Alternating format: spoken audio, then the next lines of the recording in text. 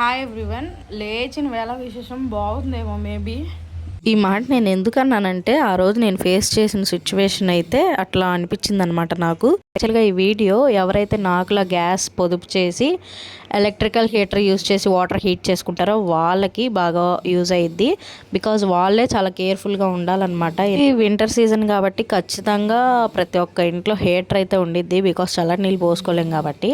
So ఉంది కదా అని ఎక్కువ ఎలా పడితే అలా ఇంక దాన్ని రఫ్ అండ్ టఫ్గా యూజ్ చేసామంటే ఇంకా అంతే, ఖతం అయిపోయినట్టే. ఇంకా ఇదనమాట దీని సిచ్యువేషను. ఇంకా వేడి పోవాలా, సెగలు వస్తున్నాయి. తీసా ఇంకా బకెట్లో నుంచి. కనబడుతుందని అనుకుంటున్నా. ఇది మీషోలో బుక్ చేసిన హీటర్. ఏంటో ప్లాస్టిక్ లాగా ఉండింది, అది కూడా మెల్ట్ అయ్యి వైరే కట్ అయిపోయింది అనమాట. అది సంగతి. సో పిల్లలు ఉన్న వాళ్ళు అయితే కేర్ఫుల్గా ఉండండి.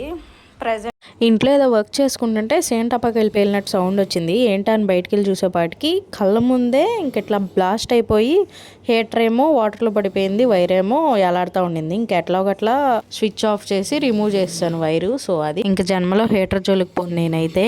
ఇన్ కేస్ మా పిల్లలైనా మా హబ్బీ అయినా ఉండుంటే ఎంత డ్యామేజ్ జరిగేదో అది ఊహించుకోవడానికి చాలా కష్టంగా ఉంది. హీటర్ యూజ్ చేసే వాళ్ళు జాగ్రత్తగా ఉండండి. బాయ్.